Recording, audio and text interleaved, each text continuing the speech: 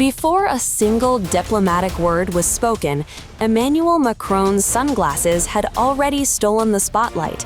The French president arrived at the Élysée Palace wearing dark aviator shades, keeping them on outdoors and even inside the palace.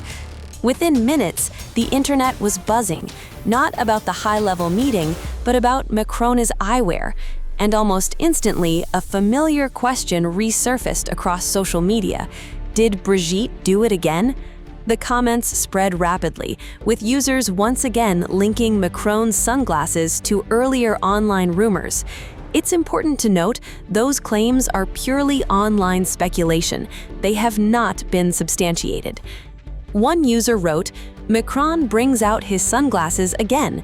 Another slap from Brigitte or to act cocky once more." Another posted, "The French president is wearing glasses both outdoors and indoors as Macron welcomed his Omani guest at the Élysée. Did Brigitte do it again?"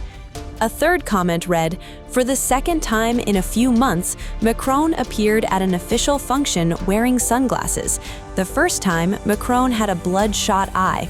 This time, probably the same." And another social media user wrote, "Domestic abuse survivor Emmanuel Macron is wearing sunglasses indoors again. Is Mrs. Macron laying down the law again?" Again, those are comments circulating online. There is no evidence supporting those claims. Only after the online speculation took off did attention return to why Macron was actually there. The French president was welcoming Sultan Haytham bin Tariq of Oman to the Élysée Palace for talks on regional security, the Iran crisis, and the Strait of Hormuz. The attention surrounding Macron's sunglasses isn't entirely new. Earlier this year, his eyewear also became a viral talking point during the World Economic Forum in Davos.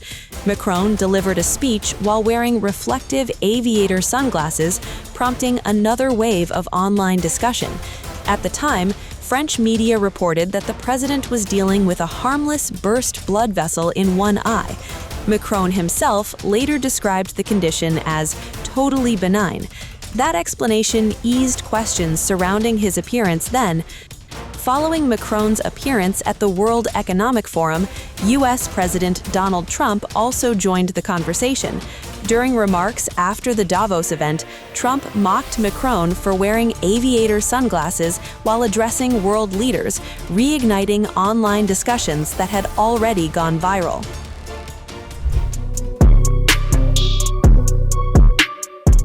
Emmanuel Macron, I watched him yesterday with those beautiful sunglasses. What the hell happened?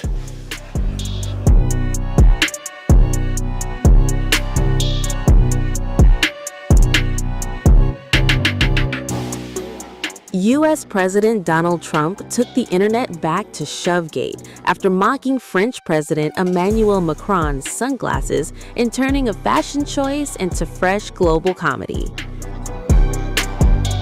Speaking at the World Economic Forum in Davos on January 22, Trump zeroed in on Macron's aviator shades, worn during a speech a day earlier. "I watched him yesterday with those beautiful sunglasses," Trump said.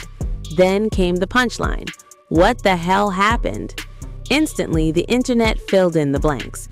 Because basically America was subsidizing every nation in the world. Because presidents allowed them to get away with it, it became very tough. So when I called up Emmanuel Macron, I watched him yesterday with those beautiful sunglasses. What the hell happened? But I watched him sort of be tough. But he was at $10 for a pill. And I said, Emmanuel, and I have all the big pharmaceutical companies are in total agreement. It wasn't easy, by the way. They're tough, smart. They've been getting away with the scam for a long time. But they gave it up. But they said, you'll never get the countries to approve it. I said, why is that? Because they won't. They always said, we're not paying any more. Get the rest for the United States. So over the years, they stayed the same. We just went up, up, up. And I mean, we would pay 13, 14, 15 times more than some certain countries would. So I said, no, they'll approve it 100%. Sir, you'll never get them to approve it. I said, I guarantee you. But I actually started with Emmanuel, who probably is in the room too. And I like him. I actually like him. Hard to believe, isn't it? And I said, Emmanuel. Macron had walked on stage in Top Gun-style aviators, indoors, triggering questions, theories, and memes. Macron's office later said the sunglasses were worn to protect his eyes due to a burst blood vessel, but the explanation did little to stop online speculation. Social media quickly revived Shovegate, the May 2024 incident in Vietnam, where an Associated Press video appeared to show Brigitte, Macron's hands, pushing the president as he stepped out of an aircraft in Hanoi.